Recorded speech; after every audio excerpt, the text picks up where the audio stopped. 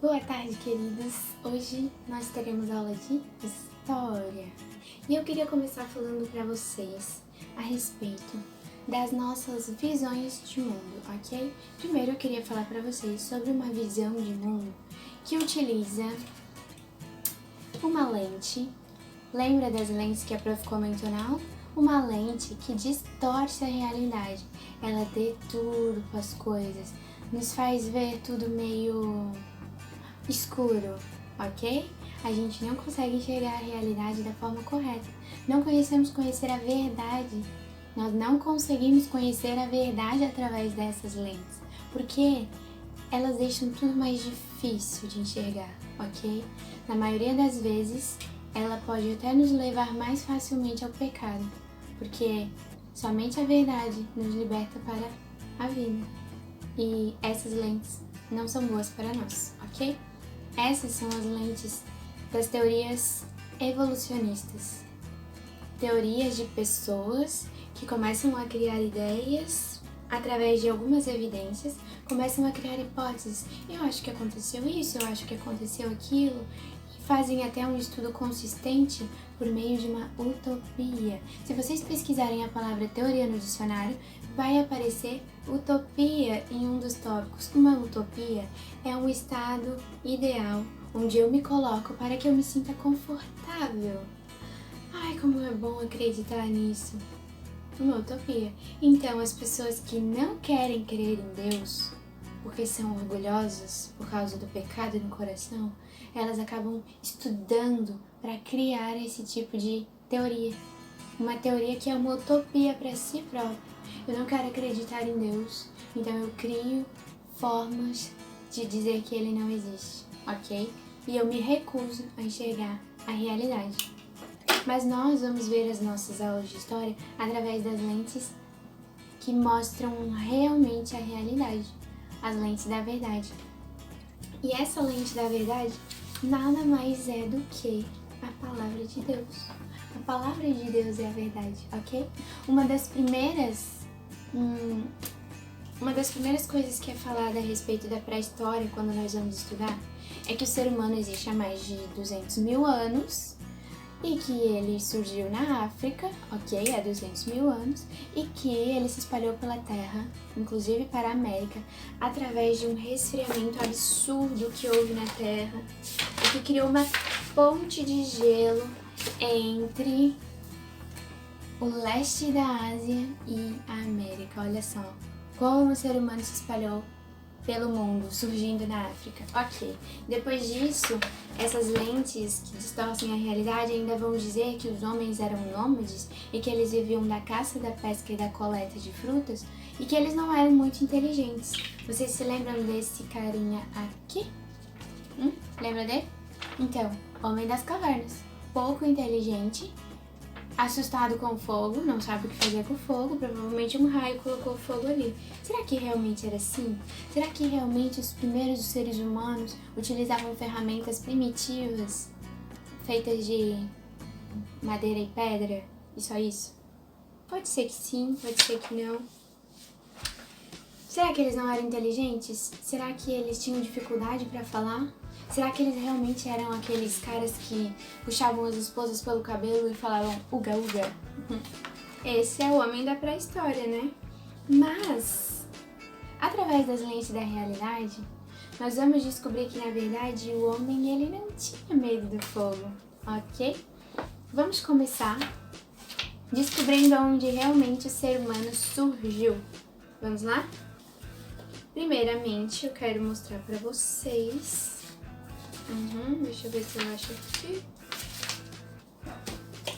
Que Deus criou o mundo. Vocês se lembram dessa figura? É da nossa linha do tempo que nós vamos pintar quando voltar para a sala de aula. Amém? Deus criou todas as coisas, ok? No princípio, Deus criou. Ele estava lá, Ele fez a sua imagem e semelhança. Será que a imagem e semelhança de Deus não era tão inteligente? Será que era meio assustada e sem muitas coisas para falar?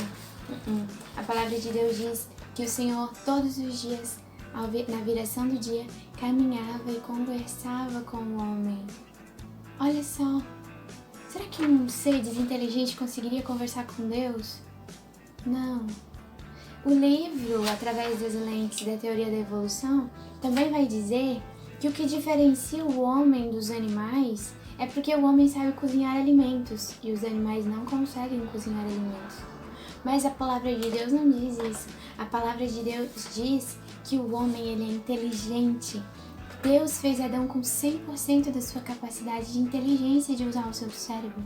Ele sabia falar, ele deu nome para todos os animais e Deus ainda disse a Adão e Eva: cresçam, multipliquem-se, encham a terra e dominem a terra.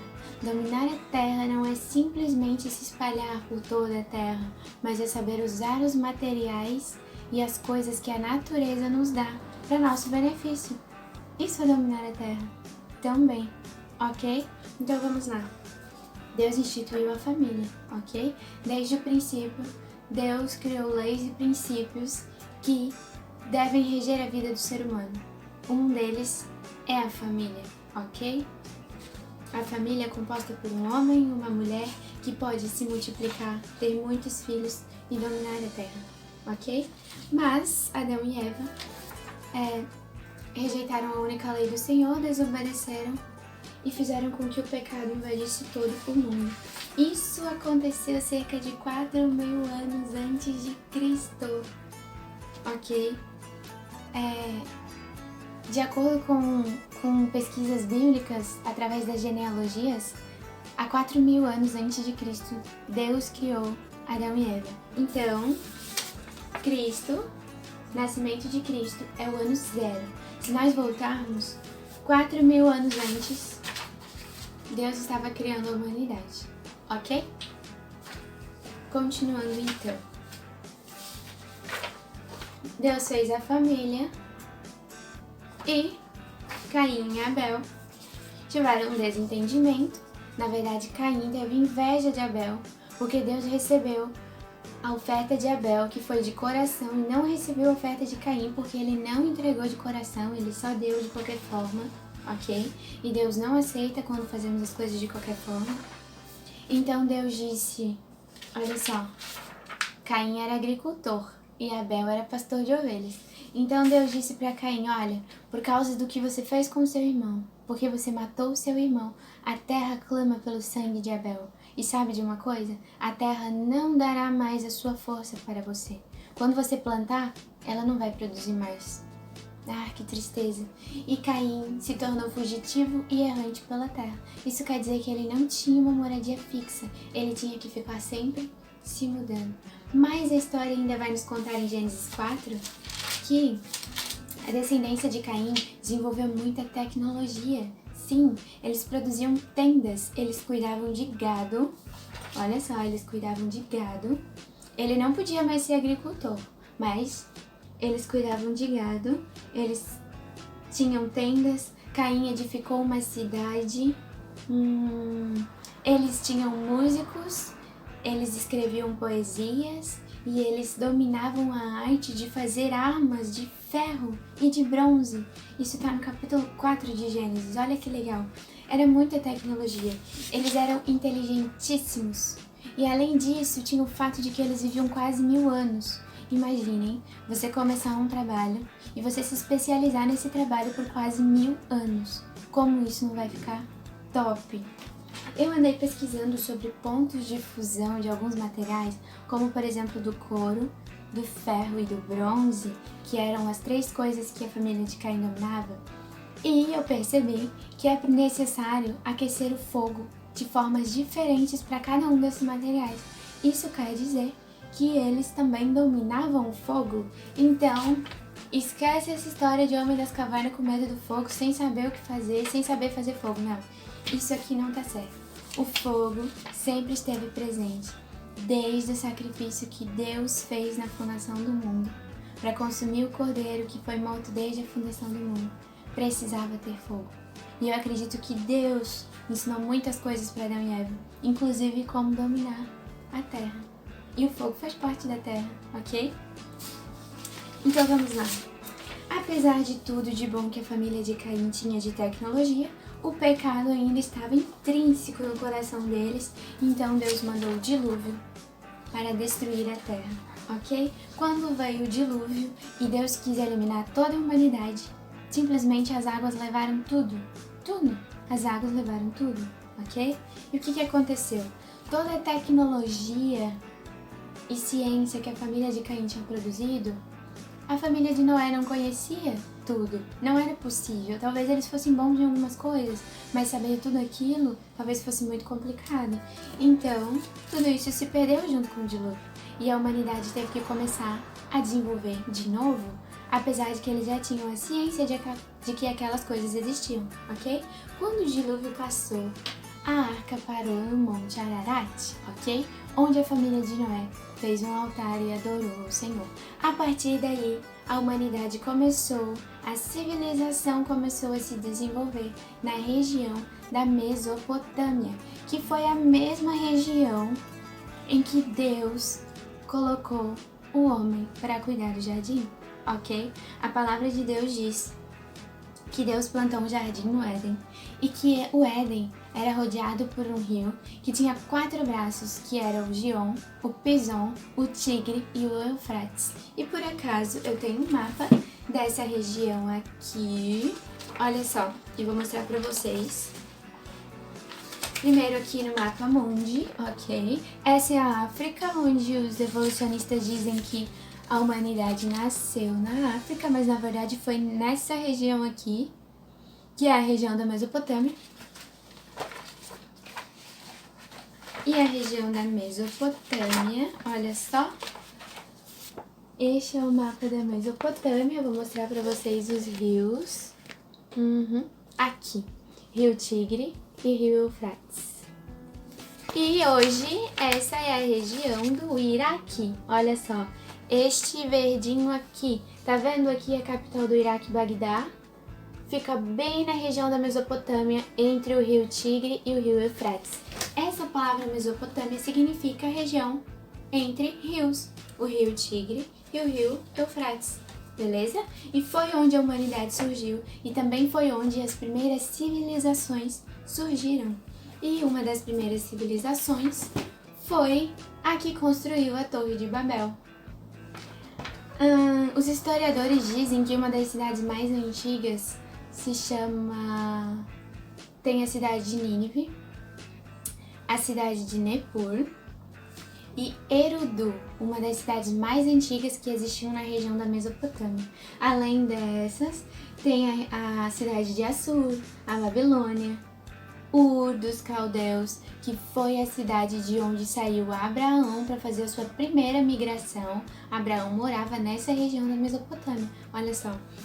E cerca de 3.500 a.C., estavam surgindo essas primeiras civilizações. Eles construíam cidades, as suas cidades tinham muros, eram cercadas, eles tinham plantações, e nessa região era uma região muito fértil porque tinha cheias do rio que deixavam a terra úmida, e quando a água baixava, aquele solo se tornava uma terra maravilhosa para plantação, e isso era muito desenvolvimento. Então eles tinham agricultura, eles cuidavam de gado, e também foi os primeiros povos, os sumérios, que desenvolveram a escrita cuneiforme. O que é a escrita cuneiforme? Eram tábuas de argila escritas com uma ferramenta em forma de cunha, ok?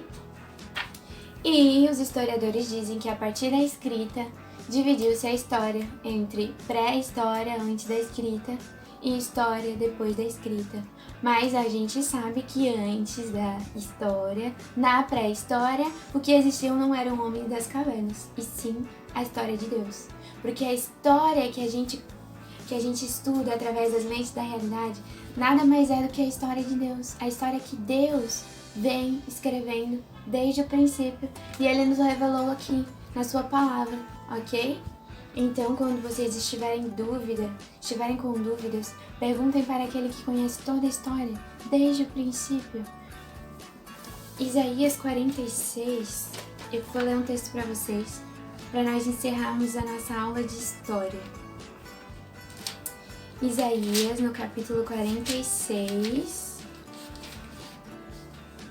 e no versículo 9 diz o seguinte: lembrem-se disso e animem-se. Pensem a respeito disso. Lembrem-se das coisas passadas, da história, e das coisas da antiguidade, que eu sou Deus e não há outro. Eu sou Deus e não há outro semelhante a mim. Desde o princípio anuncio as coisas que hão de acontecer. Desde a antiguidade revelo as coisas que ainda não sucederam. Eu digo, o meu conselho permanece em pé e eu farei a minha vontade. Olha só que coisa maravilhosa. O Senhor desde o começo já tem toda a história escrita. E se nós ficarmos nos batendo para tentar enxergar a história através das lentes que distorcem a realidade, nós nunca vamos conseguir conhecer a verdadeira história. Porque a verdadeira história é a história de Deus. A história de verdade nós encontramos em Deus. E não basta ler isso aqui para tentar conhecer a história. Você precisa estudar. E você precisa estudar a história que é contada por essas lentes e precisa perguntar para o Senhor: Senhor, qual é a história verdadeira que eu preciso descobrir? Fala comigo, Senhor. E Ele vai te ensinar a conhecer a história verdadeira através da palavra. E através de muitas outras coisas, ok? Para que a prof pudesse dar essa aula de história para vocês, eu fiz diversas pesquisas e eu quero incentivar vocês a pesquisarem também. Uma coisa maravilhosa que o Senhor nos deu foi a inteligência para a leitura. E olha só, a prof leu esse livro aqui, que fala sobre os outros povos da Bíblia, os povos sumérios, os mesopotâmios, os egípcios, todos os povos que viveram junto com o povo de Israel. Eu também li esse livro que fala sobre o início da humanidade, Gênesis 1 e 2. E a prof também leu um livro sobre arqueologia. Olha que legal! São os meus livros de pesquisa para saber a verdadeira história. Além, é claro, da palavra de Deus, que contém a verdadeira história. Então não deixe de pesquisar aquilo que você tem curiosidade. Leia, mas sempre perguntando para o Senhor: Senhor, qual é a verdade? E Ele vai te falar, ok? Conto com vocês para fazerem um ótimo trabalho hoje. E não deixem de fazer uma oração e pedir para o Senhor guiar a mente de vocês antes de começarem a fazer esse trabalho. Amém? Deus abençoe. Amo vocês. Até semana que vem.